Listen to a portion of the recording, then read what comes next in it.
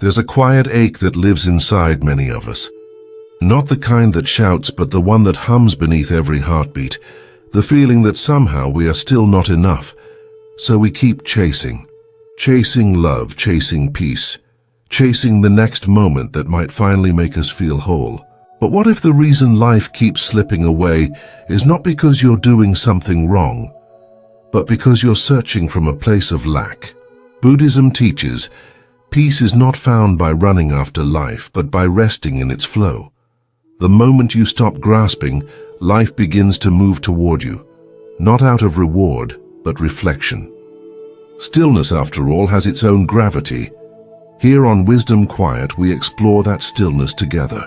We don't preach. We simply return to presence, to simplicity, to the soft truth that you were never broken, only busy forgetting your wholeness. If these words bring a calm stir to your heart, pause for a breath. Let this moment be your reminder that peace isn't far. It's already here waiting for you to notice. And if you wish to walk this path of mindful living with us, let this message ripple outward. Share it with someone who might need this silence.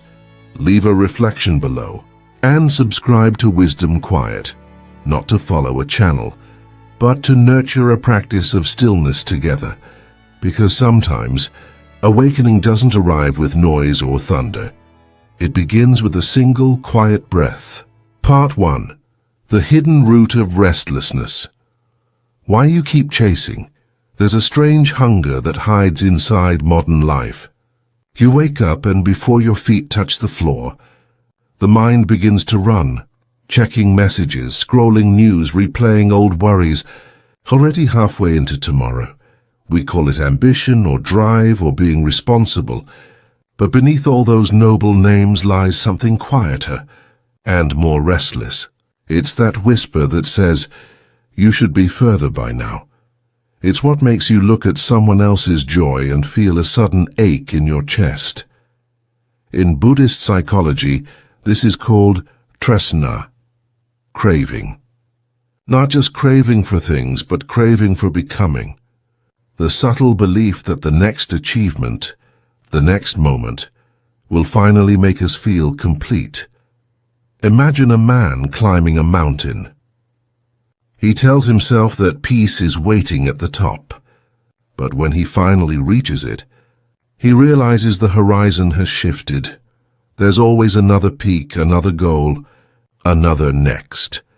That's the hidden root of restlessness, the mind that cannot sit still in the present because it secretly believes peace lives elsewhere. A woman once told me, I spent half my life chasing success so I could finally rest. But now that I have it, I don't know how to stop running. That's the tragedy of our time. We've mastered progress, but forgotten presence. The Buddha offered a simple yet radical truth. Desire is a contract you make with yourself to be unhappy until you get what you want. It's not that desire is wrong. It's just exhausting when it owns you. When every day becomes a chase, you lose the ability to receive what is already here. The small lesson here is this. Peace isn't something you earn. It's something you allow. It begins the moment you stop bargaining with life and start breathing with it. Take a breath now. Notice how everything you were chasing a minute ago has paused, just by returning to the present moment. This is where the real journey begins. Not by running faster, but by understanding why we were running at all. And that brings us to the next part. The worthiness wound, the hidden belief I'm not enough, and where we uncover the quiet story beneath every chase, the deep, unspoken feeling that we must prove our worth before we can rest. Part 2. The worthiness wound, the hidden belief. I'm not enough. There's a quiet sentence that runs like a current beneath so many lives. I'm not enough. It rarely speaks out loud.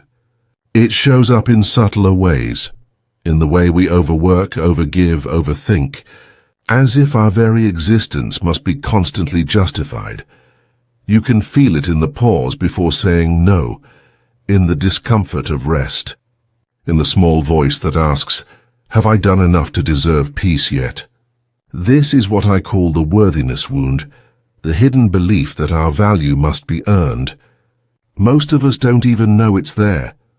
It's inherited through small moments, a parent's silence when you craved approval, a teacher's praise only when you succeeded, a culture that says you must keep improving to matter. One man I met spent his whole life chasing validation.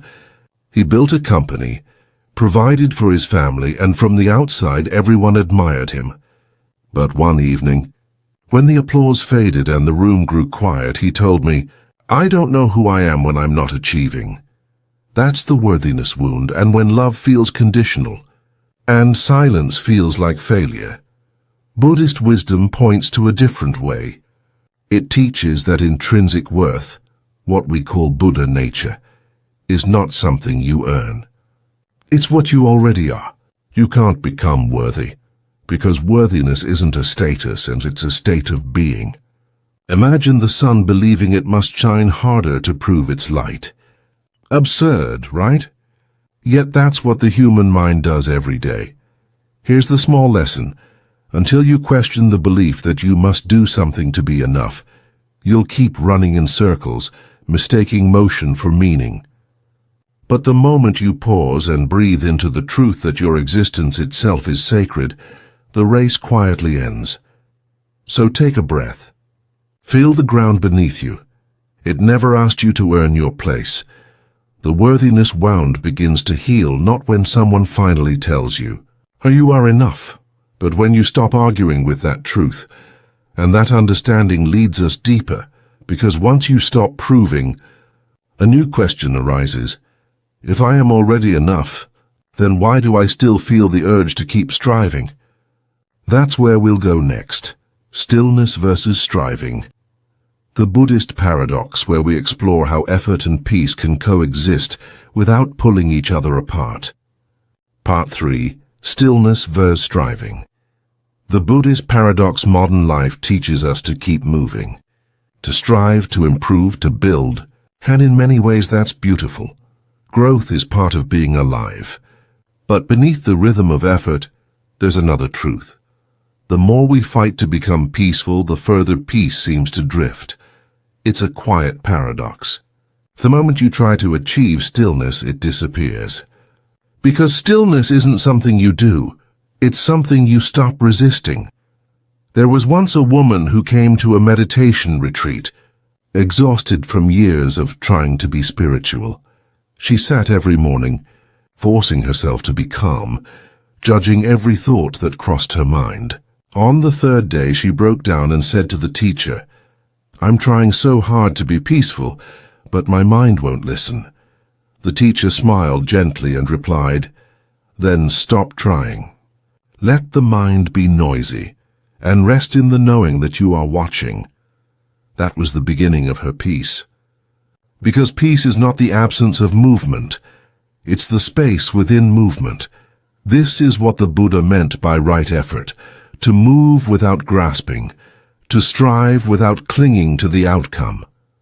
Like breathing, the inhale is effort, the exhale is release. Both are necessary, but neither is forced. You might notice this paradox in your own life, how the harder you try to fall asleep, the more awake you become. Or how love arrives when you stop chasing it. It's the same principle at work. When control softens, harmony appears. The small lesson here is simple but radical. You can work, grow, and create, but let your doing arise from being, not from lack. When action is rooted in stillness, it becomes graceful rather than desperate. Take a slow breath. Feel that pause between the inhale and the exhale. That quiet space is what every seeker is looking for.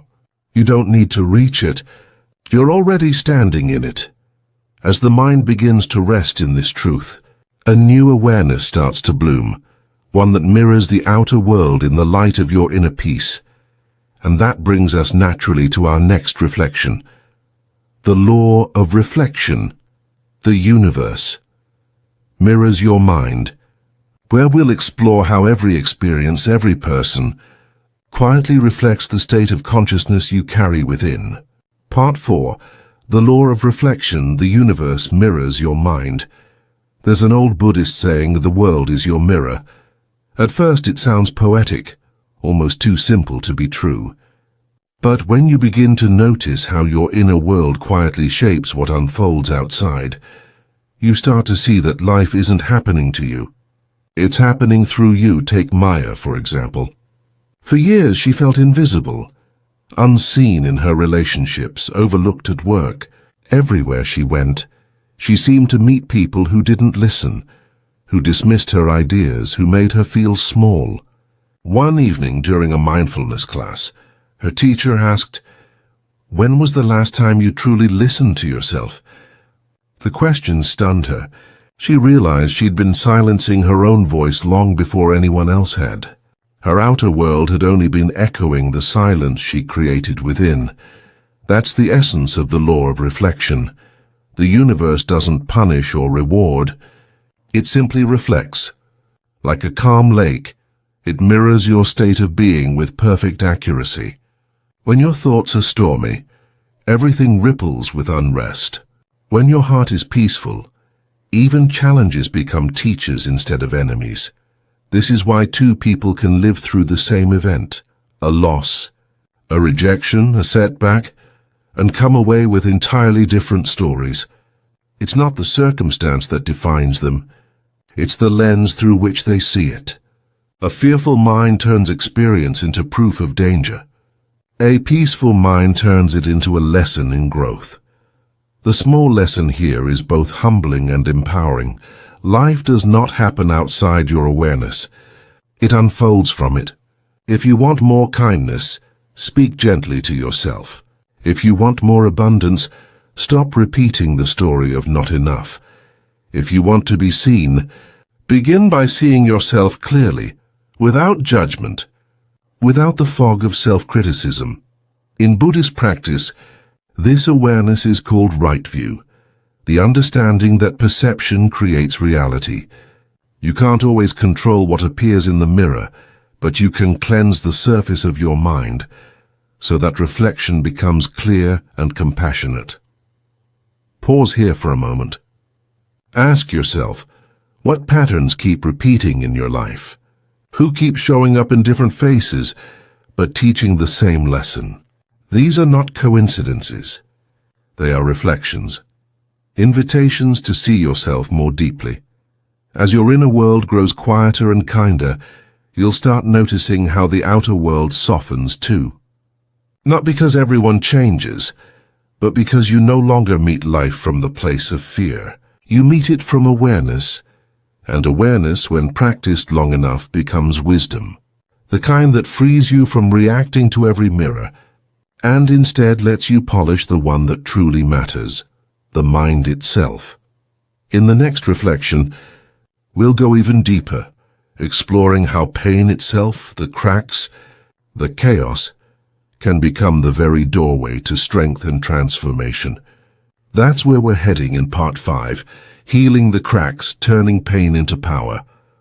There's a Japanese art called kintsugi, the practice of repairing broken pottery with veins of gold. Instead of hiding the cracks, the artist fills them, turning the break itself into beauty. The bowl doesn't pretend it was never broken. It becomes more valuable because it was. Life too has its kintsugi moments. Moments when everything you built seems to fall apart. A relationship, a dream, your health, your sense of who you are.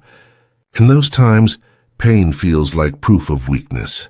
But in truth, pain is a mirror of transformation. It cracks the shell of who you thought you were so something wiser can emerge. There was a man named Daniel who lost his job after 20 years at the same company. He told me, "I feel useless, like everything I've done no longer matters." For months he spiraled, shame, fear, endless questions. But eventually he started to sit with his pain instead of running from it. He began journaling every morning, not to fix himself, but to listen. And in those quiet pages, he found something unexpected: creativity.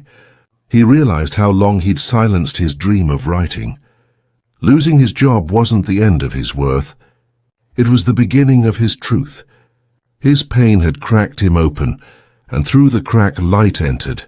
This is what Buddhism calls dukkha, often translated as suffering, but more accurately, the friction of change. Suffering isn't punishment. It's the body and mind trying to grow beyond their old limits. When you stop resisting pain, it stops feeling like an enemy. It becomes your teacher. You can see this in nature. A seed must split to become a sprout. A caterpillar must dissolve before it becomes a butterfly. Nothing new can be born without something breaking first. And so every heartbreak, every failure, every loss is not an ending but a reordering of your life toward greater awareness. The small lesson here is this: you don't heal by erasing your pain. You heal by giving it purpose, by letting it shape you into someone softer, wiser, more compassionate. You become like kintsugi, your cracks filled with gold glowing where you once thought you were ruined. If you're walking through pain right now, breathe. You're not broken. You're breaking open. And on the other side of this opening is a strength you never knew you had. A strength that doesn't shout or fight but simply shines, because every scar tells a story, not of what hurt you but of what healed you. And once you begin to see your suffering as sacred, you'll notice something extraordinary. Your compassion for others deepens, your heart softens, and your presence begins to heal not just you, but those around you. As the Buddha said, out of suffering have emerged the strongest souls. The most massive characters are seared with scars. Pain refines us. It clears away what's false, leaving only what's real. And when that realness begins to guide you, a quiet trust appears, a trust that life, even in its chaos, is never against you. It's shaping you, and that trust becomes our next reflection. Detachment is trust, not distance, where we'll explore how letting go is not about walking away from life, but walking toward it with open hands. Part 6. Detachment is trust, not distance. There's a quiet kind of strength that most people misunderstand. They call it detachment, and often confuse it with indifference, with coldness, or with giving up. But in Buddhist wisdom, detachment is not distance. It's the purest form of trust. It's the art of keeping your heart open, even when you don't control what happens next. Think of holding a butterfly in your palm. If you grip too tightly, you'll crush it. If you keep your hand open, it may rest there for a while, or it may fly away. But either way, your hand remains gentle. That is detachment. It's not about caring less. It's about caring freely. There was a woman named Clara who loved deeply but always with fear. She feared losing people, feared being left behind. Every time someone she cared for pulled away, she chased harder, sending more messages, trying to fix what wasn't hers to fix. Eventually, her relationships began to crumble under the weight of her need to hold them together, until one day a friend told her softly, "You don't lose love by letting go. You lose it by gripping too hard." Those words stayed with her. Over time, she learned to love in a new way, without the need to own or to prove. And that shift didn't make her colder. It made her peaceful. This is the paradox of detachment. You can only truly hold what you're willing to release, because the moment you try to control life, life begins to resist. The tighter you cling, the more things slip through your fingers, not because you're cursed, but because energy cannot flow through a closed fist. In Buddhist understanding, this trust comes from surrender, not surrendering your dreams, but surrendering your fear. You plant your intentions like seeds, and then you trust the soil. You water them, yes, but you don't dig them up every morning to see if they're growing. That's what real detachment feels like. A calm knowing that what is meant for you will never need to be forced. It's faith without the noise of control. It's patience without panic. And when you begin to live this way, A strange peace takes root, the kind that no outcome can shake. The small lesson here is this. Letting go doesn't mean walking away from life. It means walking with it, hand in hand with trust. When you stop clinging to how things should be, you create space for how things can be. You stop reacting and start allowing. And in that allowing, life starts to feel lighter, simpler, even beautiful again. So take a moment now. Think of something you've been gripping. Maybe a relationship, a dream, or the version of yourself you thought you had to become. Breathe in, then breathe out, as if releasing it back into the current of life. You're not losing it, you're returning it to flow, because what's truly yours doesn't need to be chased. It will always find its way back when the time is right, and the deeper your trust, the less distance you need to protect yourself with. In this way, detachment becomes a bridge, not between you and the world, but between effort and peace. And that bridge leads us naturally to our next reflection, the noise of neediness. Why craving pushes away love, where we'll explore how the very hunger for love often blocks the flow of it, and how quiet self-trust can turn longing into magnetism. Part 7. The noise of neediness. Why craving pushes away love. There's a quiet truth most of us learn the hard way. The more desperately we reach for love, the further it seems to drift. Not because love is cruel, but because neediness creates noise. And noise always scares away what silence could have welcomed. Neediness isn't the same as longing. Longing is gentle. It allows space. Neediness is frantic. It fills every silence with fear. It says, if I don't have this, I'm not enough. And that belief, that hollow ache of unworthiness, is what pushes away the very thing we're aching for. There was a man named Evan who fell in love quickly and completely. Every time someone showed him affection, he poured everything into them. Texts, attention, plans, constant reassurance. He told himself it was love, but deep down it was fear. He wasn't giving from fullness. He was begging from emptiness. And as always, the pattern repeated. People withdrew. Not because they didn't care, but because his energy asked them to carry the weight of his self-worth. One night, after another heartbreak, he sat alone and asked, why do I keep losing what I love? In the stillness that followed, a quiet voice inside him whispered, because you keep trying to find love instead of being it. That was the beginning of change. He started doing something simple. Every morning before checking his phone, he would place a hand on his heart and whisper, I am already enough. I am already loved. And slowly his relationships began to shift, not because he became perfect, but because his energy softened. He stopped grasping. He started glowing. This is the spiritual law of attraction few people understand. The universe doesn't respond to your words. It responds to your vibration. When you cling, your energy says, I don't have.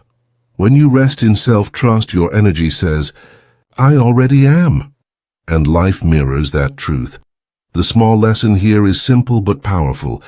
You don't attract love by chasing it.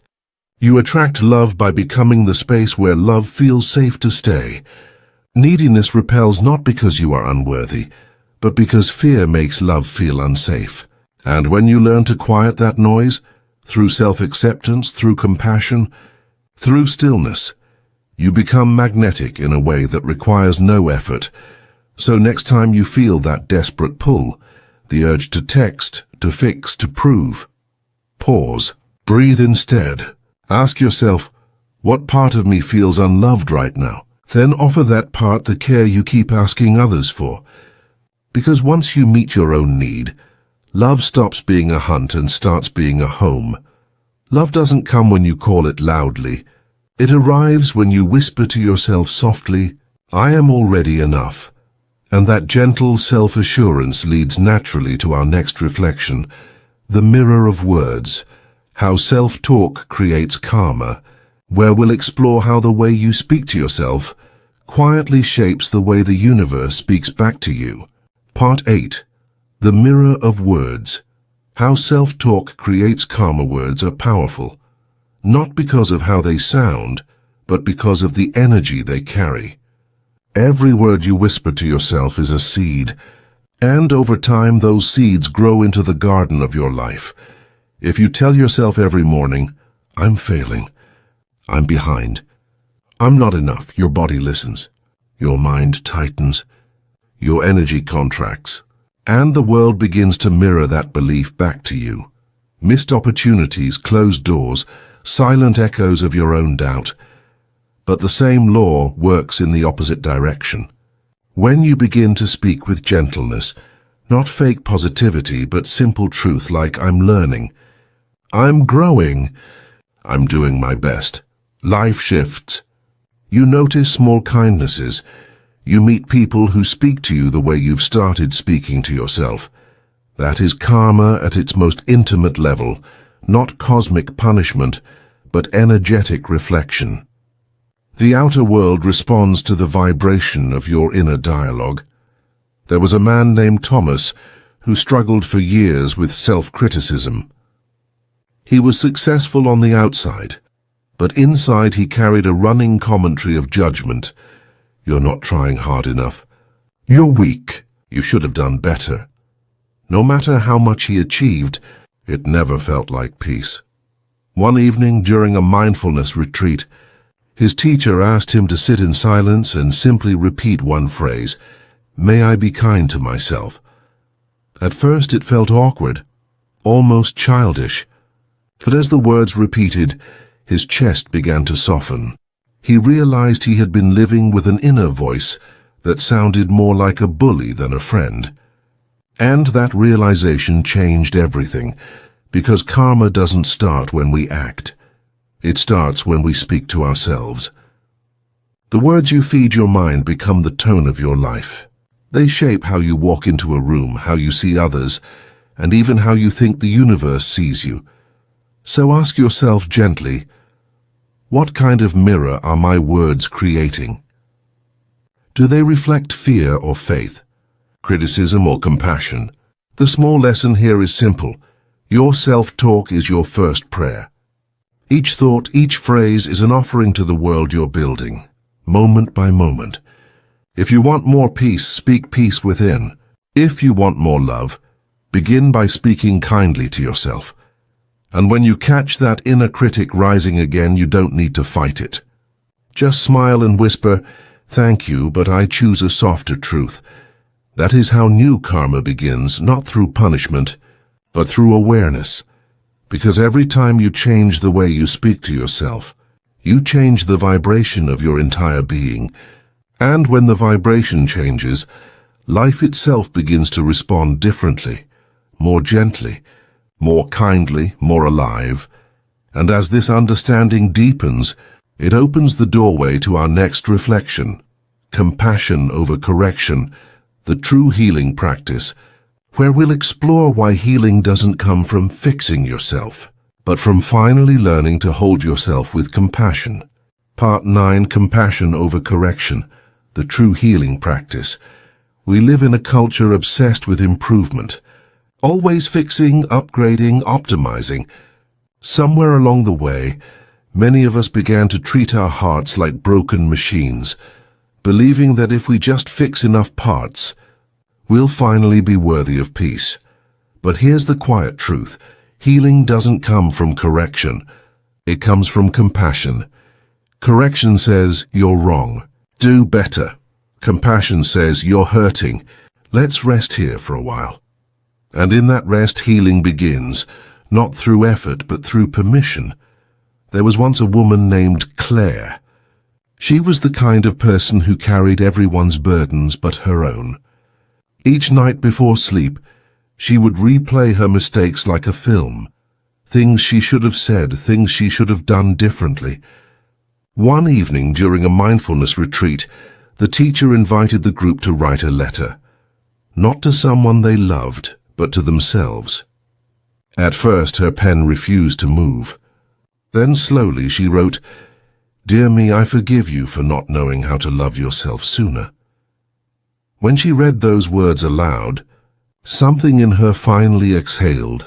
That's when she realized you can't punish yourself into wholeness. You can only love yourself there. Many of us believe discipline is strength, but the Buddha taught that true strength is gentleness. Like a gardener, you cannot yell at a seed to grow. You nurture it with sunlight, water, and time. Healing follows the same law. It needs safety, not scolding. So here's a small reflection for you.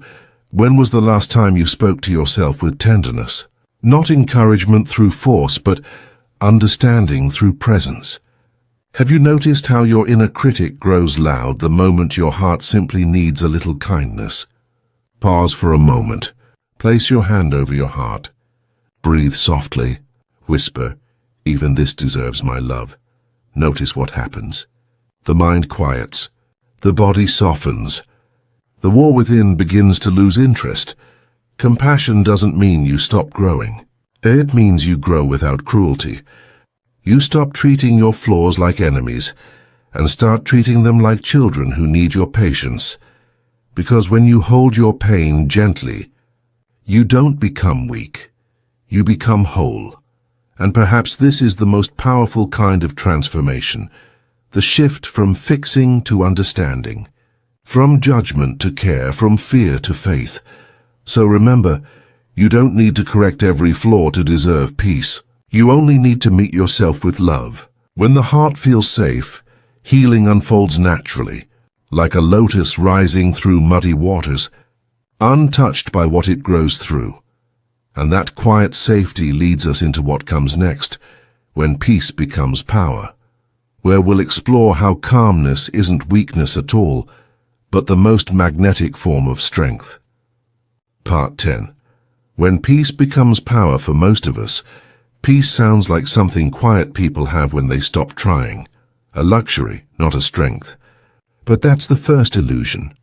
True peace isn't passive. It's the kind of strength that doesn't shout, but still moves mountains. Think of the ocean. From afar it looks calm, endless, serene.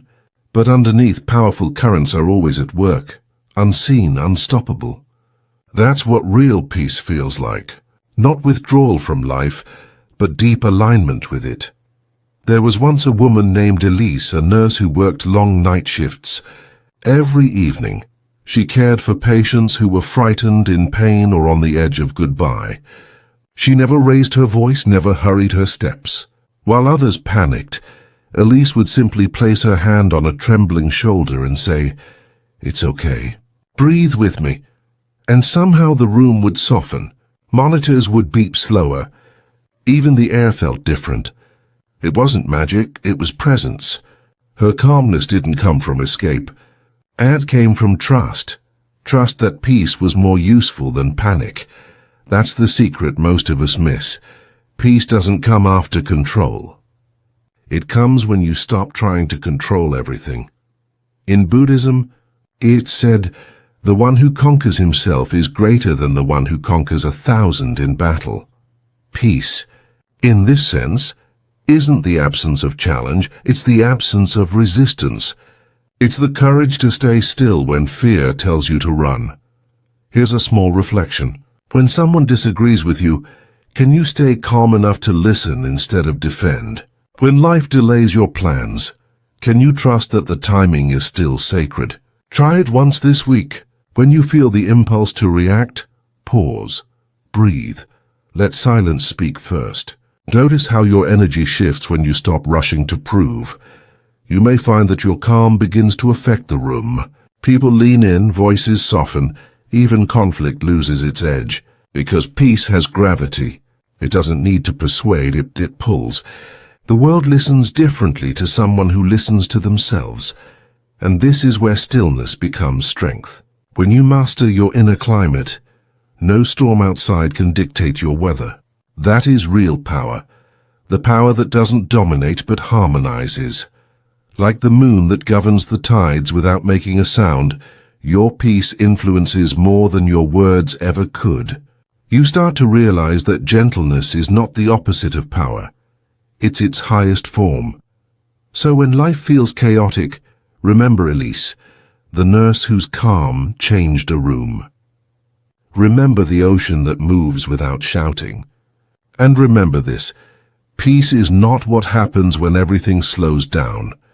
It's what makes slowing down possible. And as we move forward, let's go one step deeper into the quiet law of attraction, becoming what you seek, where we'll explore how this quiet inner peace doesn't just attract what you desire. It transforms who you are until peace itself becomes your magnet. Part 11. The Quiet Law of Attraction. Becoming what you seek. Most of us were taught that attraction is about asking. Ask the universe. Ask God. Ask life for what you want, love, success, peace. But few were ever told that asking is only half the law. The deeper half is becoming. You don't attract what you wish for. You attract what you are. When your energy carries peace, peace finds you. When your mind holds gratitude, more things arrive to be grateful for. And when your heart is full of fear, even blessings start to tremble. Buddhism teaches that the outer world is never separate from the inner. The mind is like a mirror. It doesn't invent what it reflects, it simply shows you who you've become.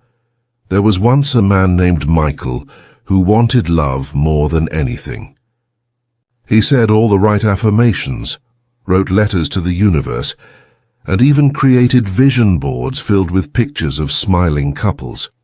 But no matter how much he tried, every relationship ended the same way, with him feeling unseen, unheard, not enough.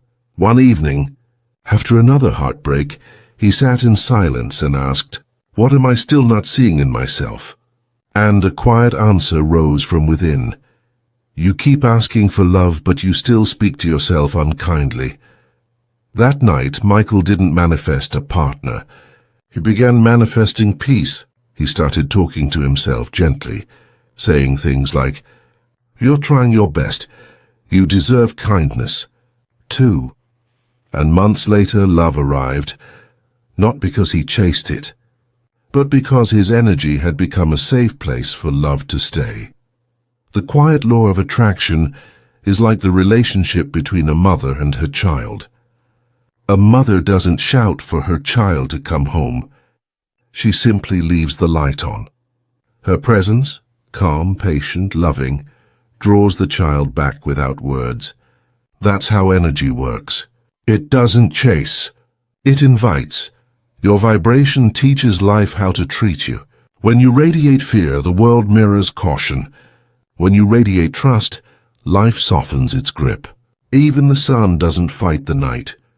It simply rises, and darkness fades because light appeared, not because it was forced away. We often think manifestation means getting more, but it really means remembering more. Remembering who you are beneath fear, doubt, and lack, because the moment you become what you're seeking, you stop needing it to complete you, and that's when it begins to come.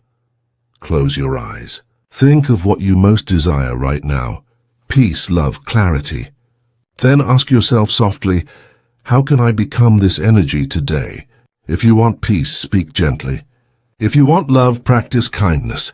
If you want abundance, appreciate what's already here. Energy doesn't respond to words. It responds to embodiment. The Buddha said, "With our thoughts we make the world." It means every quiet thought is a seed. Plant anger and conflict blooms.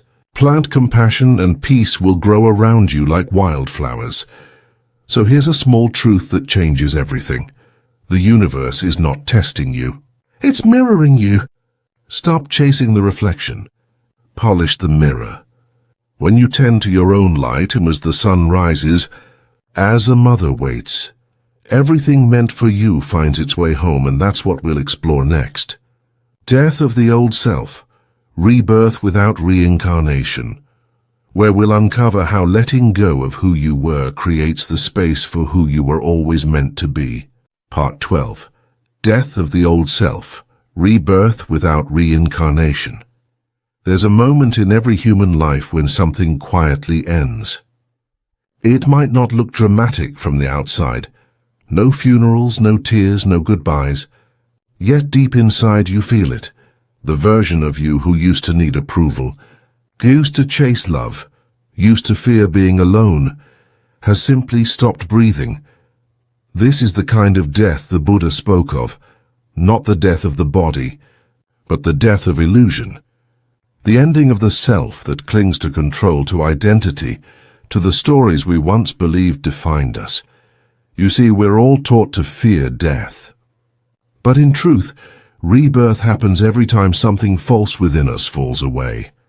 There was once a woman named Clara. For decades, she lived to please others, her parents, her husband, her children. She was kind, generous, dependable, and quietly exhausted. When her last child left for college, Clara felt empty for the first time. She said, "I don't know who I am anymore." Her teacher smiled and said, "That's not a crisis. That's grace. You are finally standing where your old self ended." At first, Clara resisted. She filled her days with distractions, gardening, volunteering, busying her mind. But slowly she began to notice something strange. The less she tried to rebuild her old life, the more peace began to enter her new one. One morning, while sitting by the window, she whispered, "I think I've been reborn, but no one died." That's the quiet miracle of inner transformation. Rebirth doesn't require reincarnation. It happens each time you forgive instead of blame. Each time you choose presence over fear. Each time you no longer recognize the person who once needed validation to feel whole. In Buddhism, this is the essence of anatta, the understanding that the self is not fixed. You are a river, not a stone. The river changes every second, yet it is always itself. So when something in you dissolves, an old habit, an old pain, an old mask, don't mourn it, bless it. It means the current is still flowing. You might wonder, how do I let the old self die gracefully? The answer isn't to destroy anything. It's to stop feeding what no longer serves you. When you stop repeating the story, it stops existing. When you stop identifying with your pain, the pain stops defining you. Death in this sense is love's greatest act, because it clears space for something truer to live. Just as autumn leaves make room for spring blossoms, your letting go makes room for renewal. So if today you feel lost or uncertain, remember this: you are not breaking down. You are breaking open. The cocoon is supposed to fall apart. That's how the wings are made. And like dawn after a long night, rebirth doesn't arrive with noise or thunder. It comes softly, a faint light touching the horizon, a warmth returning to a place you thought had gone cold. You don't force it. You simply notice it. Until one morning you realize you're no longer the same, and yet somehow more yourself than ever. Every ending is just the beginning seen from the other side. And when you accept that truth, fear dissolves, and a deeper strength begins to rise, one that doesn't come from effort, but from alignment with the rhythm of life itself. As the old self fades, the quiet power of rebirth begins, and it leads us to the next truth on our path. The power of silent confidence, being without performing, where we'll explore what it means to walk through the world with a peace so steady it no longer needs to prove itself. Part 13. The Power of Silent Confidence. Being without performing. There's a kind of strength that doesn't raise its voice. It doesn't rush to be understood or prove itself right. It simply is. This is the quiet power of presence, a confidence born not from performance but from peace. Most of us were raised to perform our worth, to smile when we're hurting, to pretend we know the answer, to become the version of ourselves that we believe the world will love most.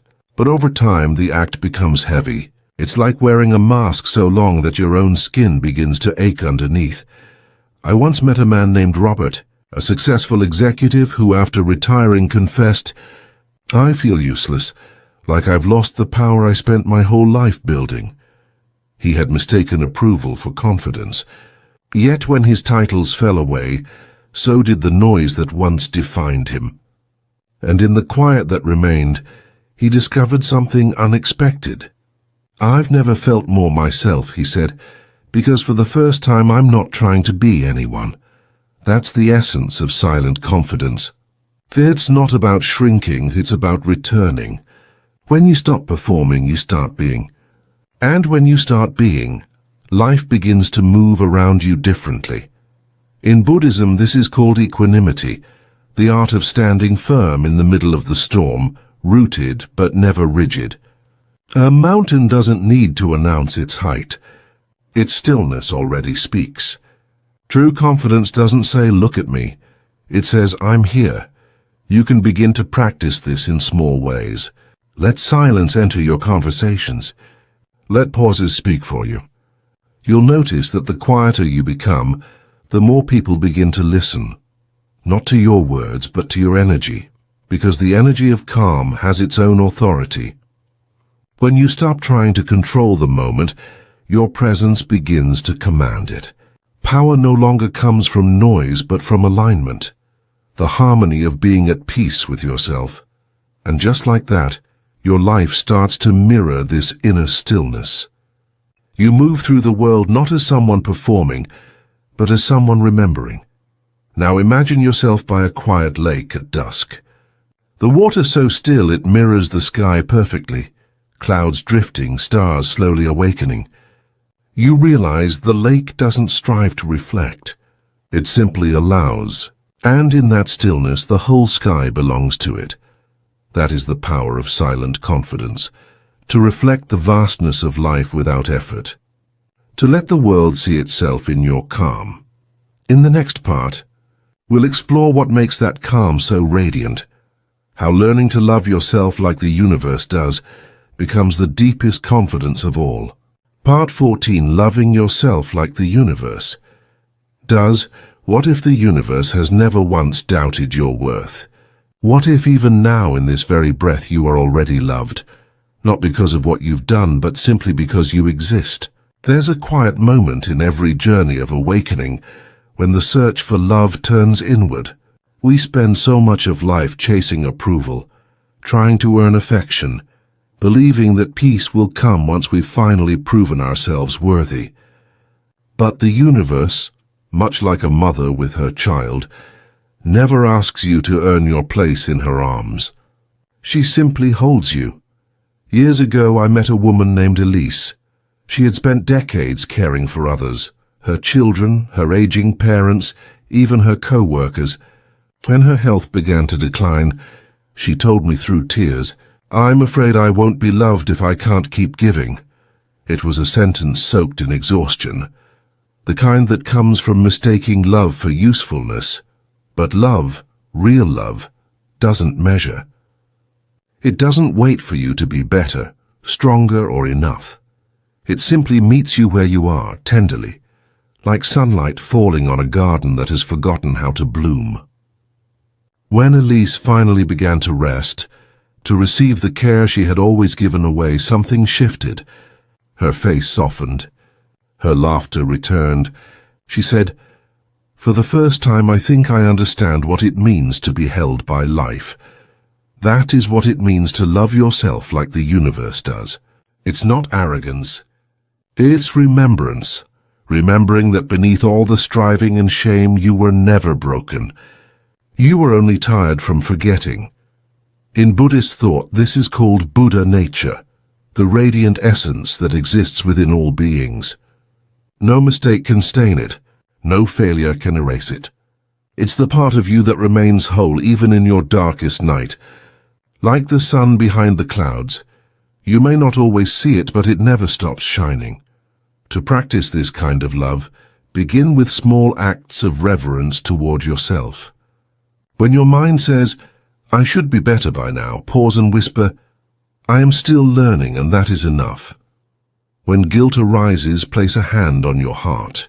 Feel its steady rhythm, the sound of life itself saying, "You belong."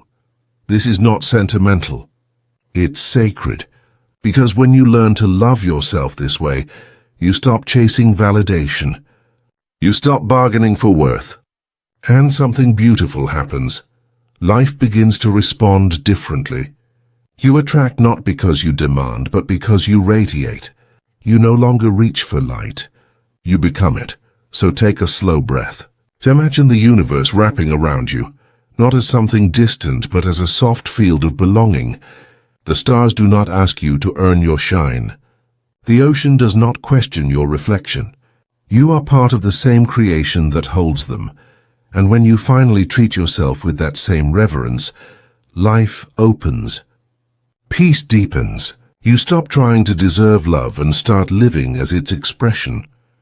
In the final part, we'll return to the still point, that sacred place within you where all chasing ends, and all becoming dissolves into simple being. A homecoming to the quiet truth, you were always enough. Part 15, Closing Reflection. Returning to the still point. There is a silence beneath all the noise of life, a stillness that has been waiting for you all along. It's not found in the next accomplishment or in the next healing, but here in the breath you are taking right now. For so long, we've been searching for peace, for purpose, for love. But what if the end of the search is not about finding something new, but remembering what was never lost? I once met an old monk in Chiang Mai who told me, "When you stop trying to become, you begin to be." He smiled, pointed to his heart and said, "The still point is not somewhere you arrive at. It's who you've always been, beneath the noise, beneath the names." Those words stayed with me, because we spend much of our lives chasing things that were never meant to stay. Titles, roles, even versions of ourselves. We forget that peace isn't something to earn. It's what remains when we stop fighting what is. Think of a pond after the rain. At first the surface ripples and swirls, muddy with motion and memory. But given time, the water settles, and when it does, it begins to reflect everything clearly. The trees, the sky, even the quiet passing of clouds. That's what happens to the mind when it rests. Stillness doesn't erase life's chaos. It simply makes it visible, manageable, meaningful. In this stillness, you remember who you are. Not the persona, not the story, but the witness. Calm, vast, eternal. And from that space, life stops feeling like something to control and starts becoming something to trust. Perhaps that's the true awakening, not escaping the world, but walking through it with a quiet heart. Take a slow breath now. Feel your chest rise and fall. Let this moment be enough. Let the stillness find you as it always has. And as we close this journey together, know this: you were never broken. You were only unfolding, like a lotus returning to the sun after a long night. Here at Wisdom Quiet, we believe peace isn't something distant. It's the home you return to, breath by breath, choice by choice. If this reflection has brought you calm, a moment of clarity, or even a small pause in your day, let that ripple outward. Share this video with someone who needs stillness. Leave your reflections in the comments below. We read every word with gratitude. And if you'd like to keep walking this path of mindful awakening together, subscribe to Wisdom Quiet, where every story is a soft reminder that peace was never gone. It was simply waiting for you to listen. So as this moment fades into silence, remember you are not chasing the light. You are the light, and in stillness it shines.